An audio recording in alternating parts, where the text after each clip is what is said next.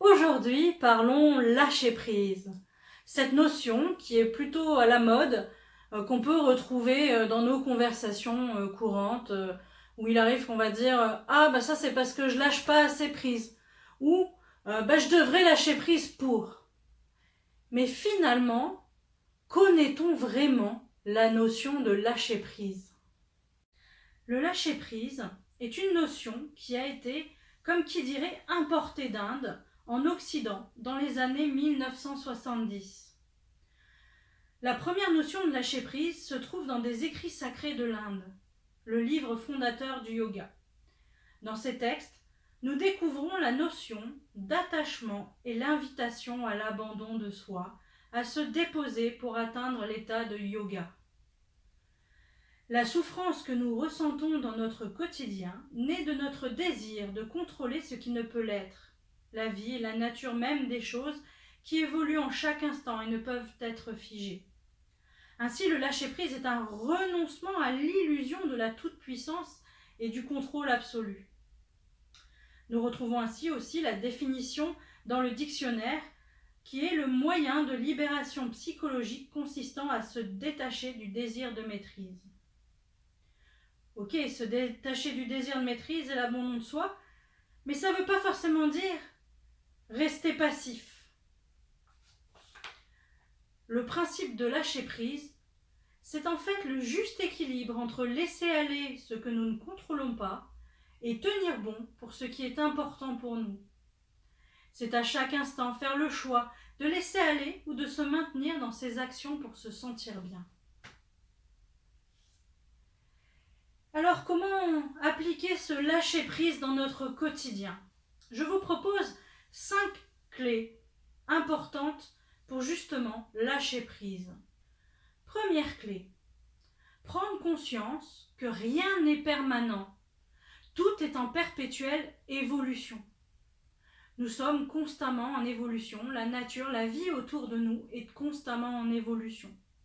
Nous ne pouvons rendre les choses permanentes. Ainsi, en acceptant cette non-permanence, nous pouvons nous offrir à ce que la vie nous propose. Deuxième clé, nous ne pouvons pas tout maîtriser et contrôler. Cette deuxième clé rejoint l'impermanence, mais également savoir que dans notre vie, nous ne pouvons pas maîtriser tous les paramètres et contrôler tout ce qui peut nous arriver. Alors, ça peut un peu nous rendre anxieux, mais finalement, c'est aussi prendre conscience que lâcher prise, c'est de se dire justement que on va pouvoir laisser venir les choses et qu'on ne peut pas forcément les contrôler. Troisième clé, accepter ses propres limites. Effectivement, nous avons tous des limites. Et lorsque nous n'acceptons pas nos limites, nous pouvons être dans une sorte de contrôle, de non-lâcher prise. Alors, lâchons prise sur cette notion de perfection et acceptons nos propres limites et notre vulnérabilité. Quatrième clé pour lâcher prise, avoir confiance en soi et en la vie. Alors, je sais que c'est pas toujours facile et que c'est facile à dire et peut-être pas si facile à faire, mais voilà, c'est une question de pratique.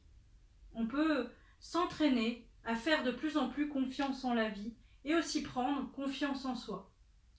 Cinquième clé, profiter de chaque instant de la vie en toute sérénité. On rejoint ici la notion de pleine conscience, d'être dans l'instant présent. Car finalement, comme tout est en évolution, le moment le plus judicieux pour vivre les choses, c'est l'instant présent. Et ainsi, nous lâchons prise sur le passé et sur le futur. Donc, voilà, en résumé, la notion de lâcher prise. Mais il faut savoir qu'au-delà de ce côté mental du lâcher prise, dans la notion d'origine, il y a aussi un côté corporel, un côté physique. Alors, je vous propose un exercice que je proposais en groupe pour ressentir ce lâcher prise, pour ressentir comment nous pouvons lâcher prise dans notre vie. Alors, c'est un exercice que je faisais pratiquer en groupe, donc il faut au moins 2 personnes. Il faut être 2 personnes, il faut avoir un lieu avec quelques obstacles. Et le principe, ça va être que une personne va se mettre devant, elle va fermer les yeux. L'autre personne va se mettre derrière elle et c'est elle qui va lui permettre de se diriger dans la pièce et d'éviter les obstacles. Mais il ne va pas s'agir de contrôler l'autre personne et de la diriger comme ça, de gauche à droite, de la stopper, de la retenir, parce que là, on serait justement dans l'inverse du lâcher-prise. Parce que c'est les deux personnes qui vont expérimenter ce lâcher-prise. Aussi bien la personne qui va être devant, qui va devoir faire confiance à celle qui est derrière, mais aussi la personne qui est derrière, qui va devoir guider, mais sans tout contrôler, sans tout maîtriser, et lâcher prise aussi sur ce que la personne devant va faire.